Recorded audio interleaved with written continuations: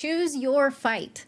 Why magnetic leaders fight for what's right, not to be right. The hardest transition that every leader has to make is shifting from fighting to be right to fighting for what is right. This episode breaks down why your ego is sabotaging your leadership and how to build the kind of trust that makes a team unshakable. Welcome to Legacy Lounge, the podcast where you'll discover how to lead with purpose and build a legacy that matters. So if you're ready to step into your full potential, show up authentically for yourself and others, and create a lasting impact on the world, you're in the right place. Let's begin.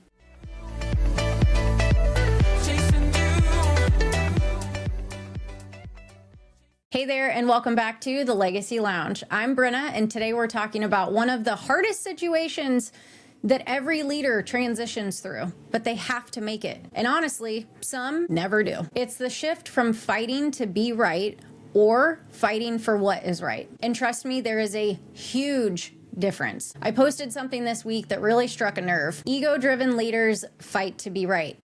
Magnetic leaders fight for what's right.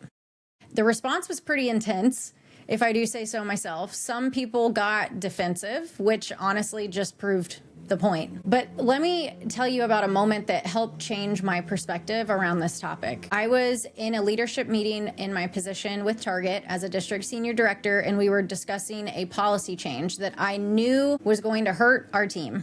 But I also had been the one who originally suggested something similar months earlier. So when the conversation started going sideways, my ego immediately kicked in, and I found myself defending a position that I no longer believed in just because I didn't want to look inconsistent or admit that I was maybe wrong.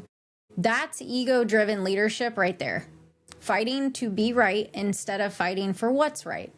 Thankfully, I caught myself because I also work with a fabulous coach myself. And when I caught myself, I stopped mid-sentence and I said, you know what? I want to change my position on this. So here's how I'm seeing it differently now and what I missed before.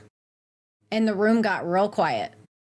Accountability is a beautiful thing, but that's really when something cool happened. 3 other leaders jumped in immediately after me.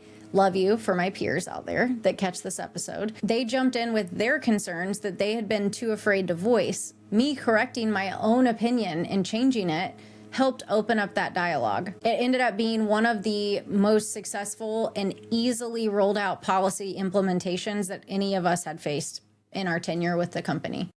But that's when I realized the power of admitting you're wrong. It's not weakness. That helps expand your magnetic leadership. So what does this actually look like to fight for what is right instead of being right? First, it means getting curious instead of defensive. That is an automatic response that a lot of us are wired with, that we have the ability to change. A lot of times we just don't want to because that takes effort. When someone challenges your idea, your first response should not be, well, let me prove you wrong, but more curious. Could you start with, tell me more about what you're seeing? What would happen if, and see where it goes. The second thing is asking better questions. So instead of how can I win this argument in my own head, it starts with asking yourself, what's the best outcome for everyone involved in this? Third means separating your identity from your ideas. Your worth as a leader is tied to being right all the time. People know when push comes to shove that you will choose what's best for everyone, not what just makes you look good.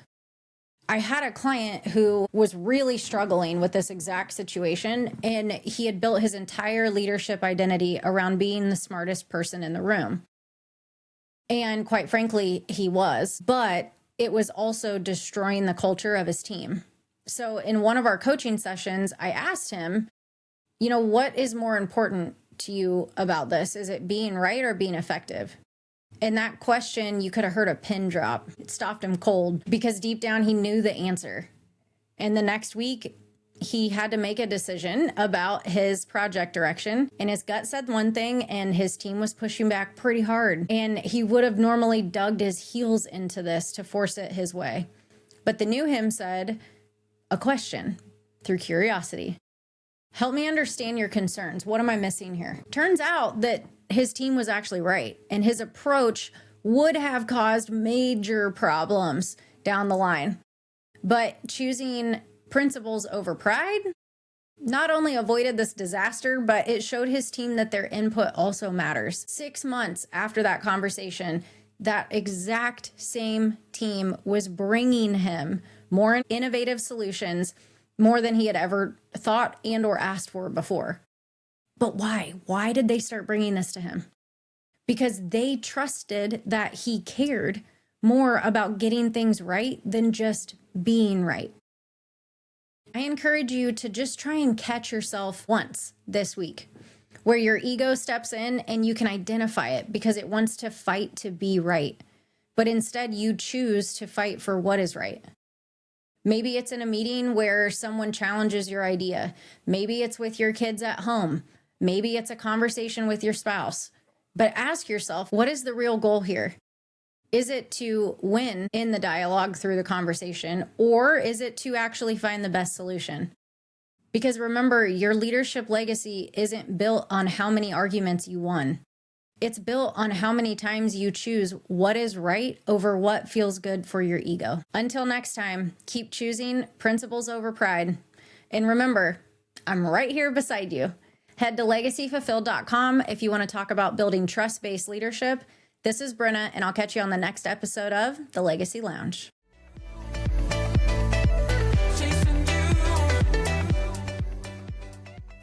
That's it for this episode of Legacy Lounge, a podcast dedicated to empowering you to lead with purpose.